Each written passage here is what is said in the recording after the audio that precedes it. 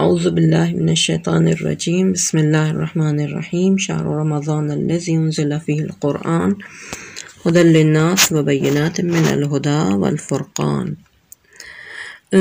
20ویں پارے کے خاص نکات کے ساتھ آپ کی خدمت میں حاضر ہیں۔ اس میں سورہ نمل جو ہے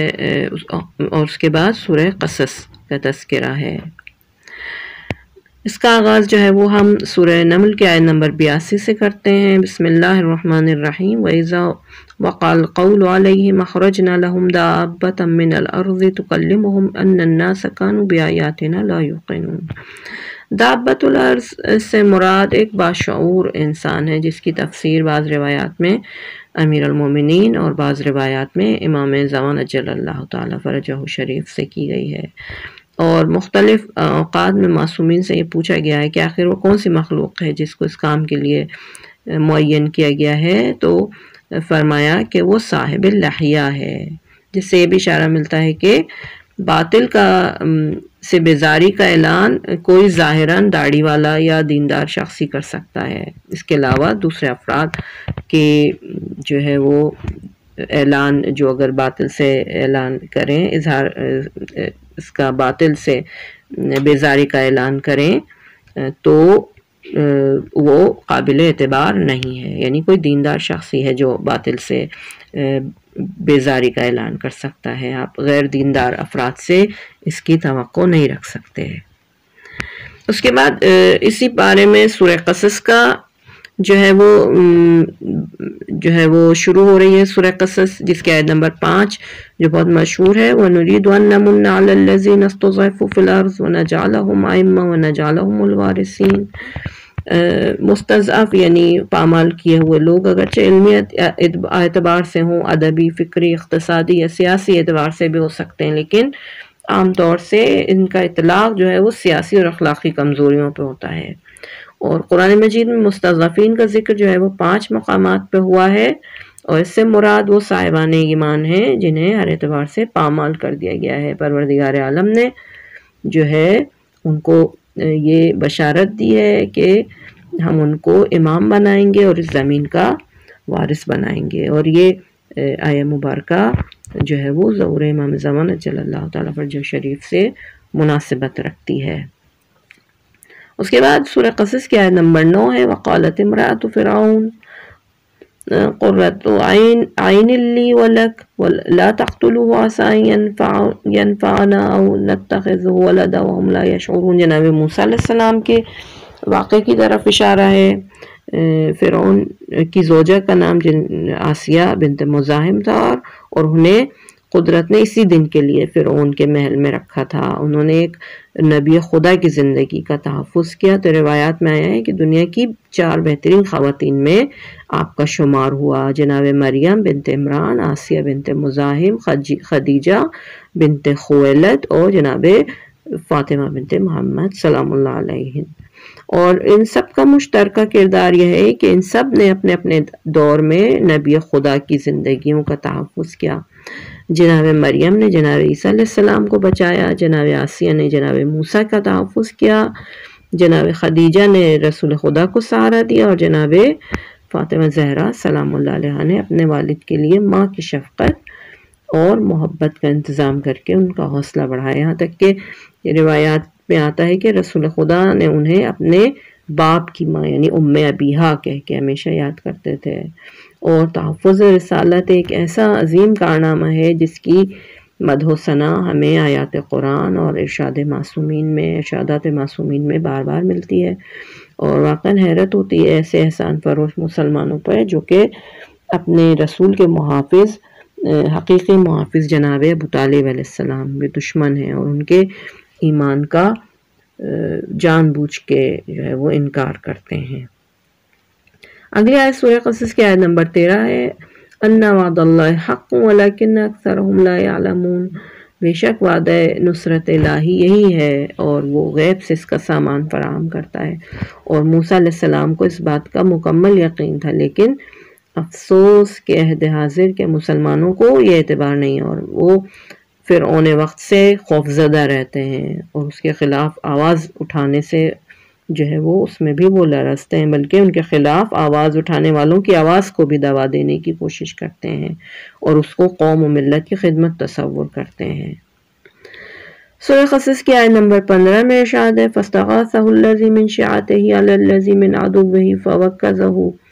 فَوَكَّزَهُ مُوسَى فَقَضَىٰ عَلَيْهِ قَالَ هَٰذَا مِنْ عَمَلِ الشَّيْطَانِ إِنَّهُ عَدُوٌّ مُضِلٌّ مُّبِينٌ۔ جناب موسیٰ علیہ السلام نے ایک اسرائیلی اور ایک قبطی کو لڑتے ہوئے دیکھا اور اسرائیلی کی مدد کی، اس لیے کہ قبطیوں کا ظلم عام تھا اس زمانے میں،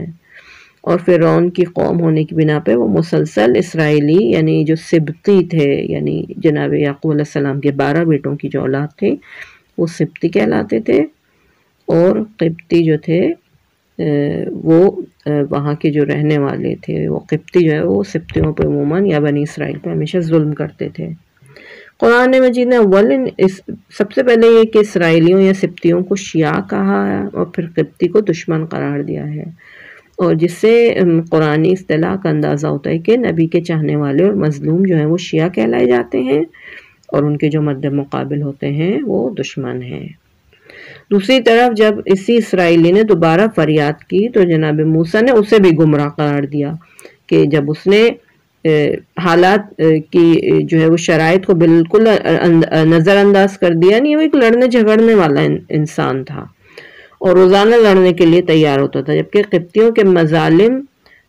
سے باخبر بھی ہے۔ اسے جب پتا تھا کہ یہ لوگ ظلم کرتے ہیں تو تم ہر روز کیوں ان کو موقع فراہم کرتے ہو کہ وہ تم سے لڑیں؟ ہمارے اپنے افراد کا بھی یہ عالم ہے کہ جب ہمیں پتا ہے کہ دشمن ہمارا اس طرح کا ہے کہ کسی بہانے کی تلاش میں ہوتا ہے، اور ہمارے لوگ اس کو لڑنے کا اور ظلم کرنے کا بہانہ دیتے ہیں، جس کا واضح ترین مطلب یہ کہ جناب موسیٰ علیہ السلام کی نگاہ میں تقیہ نہ کرنا ایک کھلی ہوئی گمراہی ہے۔ یعنی آپ کو تقیہ کرنا چاہیے، بعض جگہوں پہ انسان کو حالات کا جائزہ لیتے ہوئے قدم اٹھانا چاہیے۔ ادھر قبطی نے جناب موسیٰ علیہ السلام پہ ظلم کا الزام لگا دیا، جو اس بات کی دلیل ہے کہ قبطی غیر شیعہ ہونے کی بنا پر نبی کی عصمت و عدالت کا بھی قائل نہیں تھا۔ جناب موسیٰ، حالانکہ اس وقت جناب موسیٰ علیہ السلام مقام رسالت پہ جو ہے وہ فائز نہیں ہوئے تھے۔ جناب موسیٰ علیہ السلام کو قوم کی سازش سے باخبر کرنے والے کو سورہ غافر میں رجل مؤمن یعنی مومن شخص کہا گیا ہے، جو کہ علامت ہے اس بات کا کہ ایمان کو چھپانا مصلحت کے وقت خود بھی ایمان کی بہترین دلیل ہے، اور جناب موسیٰ علیہ السلام کا مصر سے نکل جانا اس بات کی دلیل ہے کہ تقیہ سیرت انبیاء ہے، اور اس کی مخالفت جو ہے وہ ہمیں دشمنوں کی اور شیطان کی سیرت میں ملتی ہے۔ اگلی آیت سورہ قصص کی آیت نمبر 25 وَلَمَّا جَاءَهُ وَقَصَّ عَلَيْهِ الْقَصَصَ قَالَ لَا تَخَفْ نَجَوْتَ مِنَ الْقَوْمِ الظَّالِمِينَ۔ اس واقعے میں بہت ساری بے شمار اخلاقی ہمیں نکات ملتے ہیں اور نصیحتیں ملتی ہیں جن کی طرف ہمیں متوجہ رہنا چاہیے۔ عورتوں کا کام کرنا کوئی عیب نہیں ہے، صحیح ہے، جیسا کہ جناب شعیب علیہ السلام کی بیٹیوں کے بارے میں ملتا ہے کہ وہ بکریاں چراتی تھیں، بلکہ انہیں زندگی کے معاملات میں حصہ لینا چاہیے۔ دوسرا یہ کہ عورتوں کو مردوں کے مجمع سے الگ رہنا چاہیے اور ان کی بھیڑ میں داخل نہیں ہونا چاہیے، جیسا کہ ہمیں اسی واقعے سے اندازہ ہوتا ہے، جناب شعیب کی بیٹیوں کا جو واقعہ ہے۔ اور مردوں کی ذمہ داری یہ ہے کہ کمزور خواتین کی مدد کریں، اور ہر طاقت والے کی طاقت کا شکر یہ ہے کہ اسے کمزور کی راہ میں صرف کرے، یعنی اپنی طاقت کو کمزوروں کی راہ میں صرف کرے۔ کوئی شخص بھی فی سبیل اللہ بھی اگر کام کرے تو اس کی اجرت کی ہمیں فکر کرنی چاہیے، صحیح ہے، پہلے سوچنا چاہیے کہ آپ کوئی اس کو اجرت ادا کر سکتے ہیں یا نہیں کر سکتے، چاہے اس نے خدا کی خاطر یہ کام انجام دیا ہو۔ اس کے بعد اگلا نقطہ یہ کہ کسی سے کام لینے کے لیے دو باتوں کا خیال رکھنا ضروری ہے، ایک تو یہ کہ مادی اعتبار سے طاقتور ہو، اور دوسرا یہ کہ معنوی اعتبار سے دیانتدار ہو، اور انہیں دونوں بنیادوں پر آپس میں معاملہ کرنا چاہیے تاکہ وہ کمائی بھی کر سکے، یعنی کسب معاش بھی کر سکے، اور گھریلو ماحول کو مذہبی بھی بنا سکے۔ اگلا نقطہ یہ کہ صاحبان ایمان و کردار کے سامنے جو ہے وہ معاملے کی پیشکش کرنا بھی کوئی عیب نہیں ہے، جیسا کہ جناب شعیب علیہ السلام کی بیٹیوں نے ان کے سامنے معاملہ پیش کیا کہ اور جناب شعیب علیہ السلام کو جا کے بتایا کہ ایک ایسے شخص نے ہماری مدد کی، اور اس کو اگر ہم اپنے کام کاج کے لیے رکھ لیں اور اس سے اگر ہم معاملہ کر لیں، تو مثال کے طور پہ ایسا جناب شعیب علیہ السلام نے پیشکش کی کہ آپ جو ہیں وہ 8 سال کام کریں ہمارے ساتھ، اور 2 سال اگر آپ چاہیں تو ایکسٹرا کام بھی کر سکتے ہیں، اور دوسرے یہ کہ اپنی بیٹی کے ساتھ عقد کی بھی ان کو پیشکش کی، صحیح ہے، نکاح کی بھی پیشکش کی۔ دوسرا یہ کہ اگلا نقطہ یہ کہ خواتین کو اپنی رفتار میں شرم و حیا کا خاص خیال رکھنا چاہیے، ایسا نہ ہو کہ لوگوں کے دلوں میں ان کے بارے میں غلط جذبات جو ہیں وہ پیدا ہوں۔ اور جو جانور چرانا جو تھا، جو کہ جناب شعیب نے ان کو پیشکش کی تھی، وہ ان کی مزدوری تھی، مہر نہیں تھا، لہذا مہر کا معین ہونا ضروری ہے اور اسے اختیاری نہیں قرار دیا جا سکتا، لیکن یہ کہ آپ اس معاملے کے ذیل میں ایک شرط رکھ سکتے ہیں، اور ممکن ہے کہ یہ طریقہ اس دور میں رائج رہا ہو اور مہر کے طور پہ مثال کے طور پہ معین کیا گیا ہو کہ ان کی بیٹی یہ مہر کے طور پہ مثلا جناب موسیٰ علیہ السلام ان کے کام کاج جو ہیں وہ انجام دیں گے۔ بہرحال ایسی چیز جس کی قیمت ہو اس کو مہر رکھا جا سکتا ہے، جس کی کوئی قیمت ہو۔ سورہ قصص کی آیت نمبر 40 سے فَأَخَذْنَاهُ وَجُنُودَهُ فَنَبَذْنَاهُمْ فِي الْيَمِّ فَانظُرْ كَيْفَ كَانَ عَاقِبَةُ الظَّالِمِينَ۔ حق اور باطل کے انجام کا کتنا نمایاں فرق ہے کہ کل اسی دریا میں موسیٰ علیہ السلام کی والدہ نے موسیٰ علیہ السلام کو ڈالا تھا، تو فرعون نے ہی کی زوجہ نے اس کو وہاں سے نکال کے قصر میں پناہ دی، اور آج اسی دریا میں یہ فرعون غرق ہو رہا ہے تو اسے کوئی پناہ دینے والا نہیں ہے۔ اور آخری آیت سورہ قصص کی آیت نمبر 56 اِنَّكَ لَا تَهْدِي مَنْ أَحْبَبْتَ وَلَكِنَّ اللَّهَ يَهْدِي مَنْ يَشَاءُ وَهُوَ أَعْلَمُ بِالْمُهْتَدِينَ۔ اکثر اہل سنت مفسرین نے اس آیت کو جناب